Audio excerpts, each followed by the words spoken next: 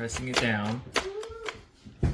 I don't know, you have to kind of like press down and then like, I'm pressing this way a And little then bit. wiggle left and right. Not even that, like it's press down and then I kind of press in and there's like a click. Then you gotta, in the beginning, you gotta slowly kind of push it left and right to finally get it to click. And then you break in the plastic and then it clicks in like no problem. But when you first get it, it doesn't want to snap in. So you gotta kind of slowly rotate that plastic back and forth. Do you like this? Do you like this Hot Wheels? Yeah. Okay, show me how it works. Power up, power. Setting power! Whoa! Woo! Now what do you do? Roll it back up. Now put it like here. Good job.